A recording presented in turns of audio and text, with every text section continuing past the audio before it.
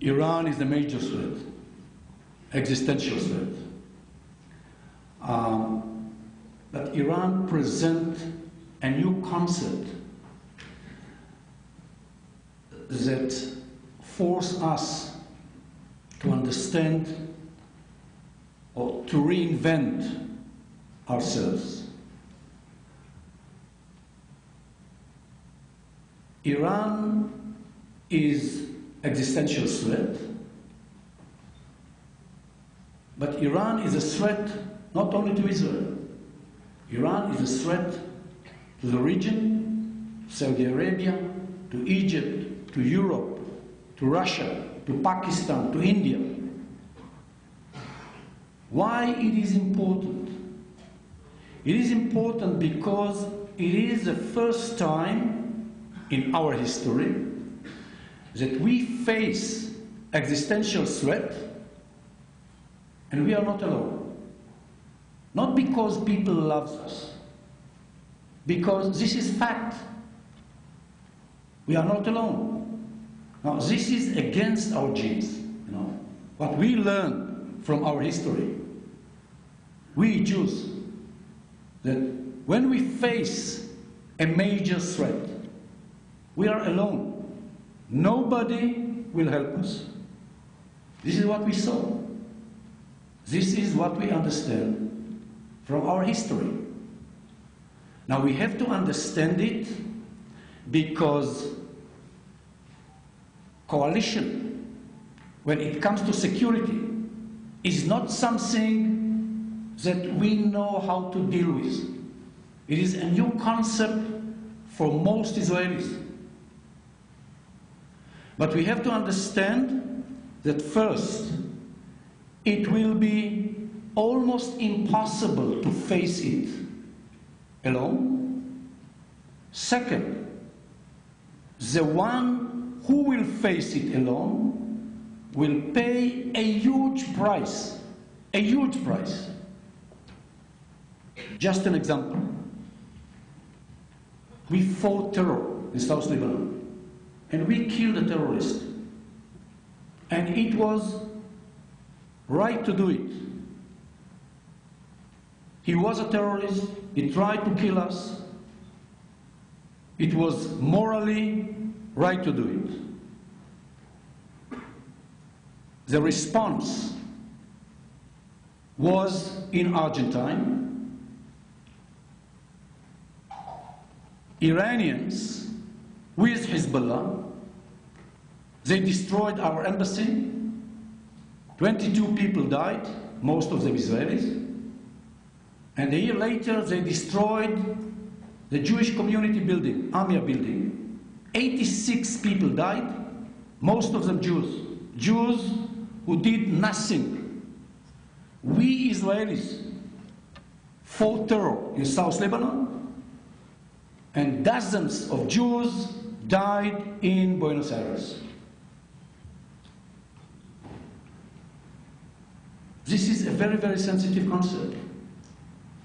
I said before, we are together in this ship, whether we like it or not. We will not pay the price alone. You are paying it every day with us. Sometimes we are very angry because you have the right to vote and to elect the president of the world.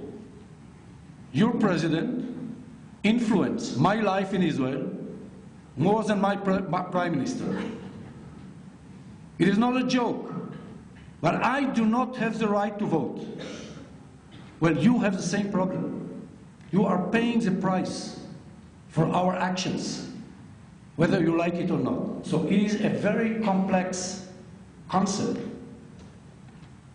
Israel is a state of the Jewish people, whether you are citizens or not.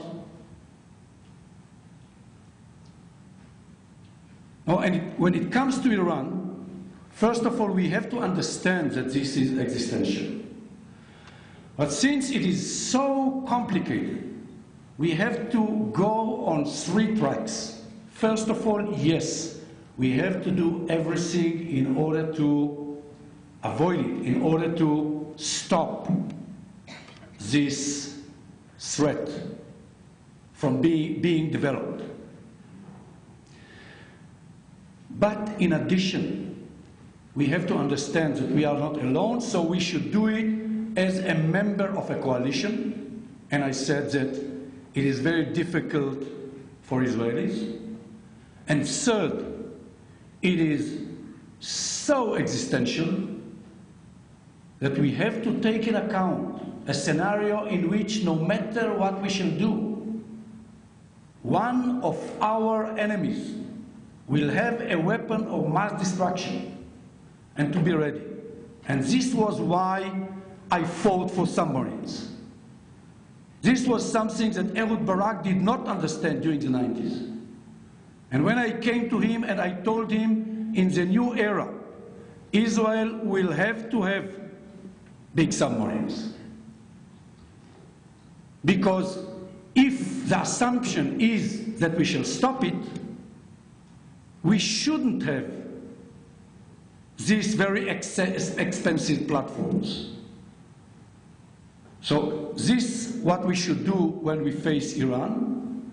Just to finish by saying, in order to build this coalition, we have to accept the idea that this coalition that will face Iran, will face and will stop terror and fundamentalism, is based on the idea that this is an axis of pragmatism which will confront the axis of evil. In order to build this coalition, we have to show progress on the Israeli-Palestinian track.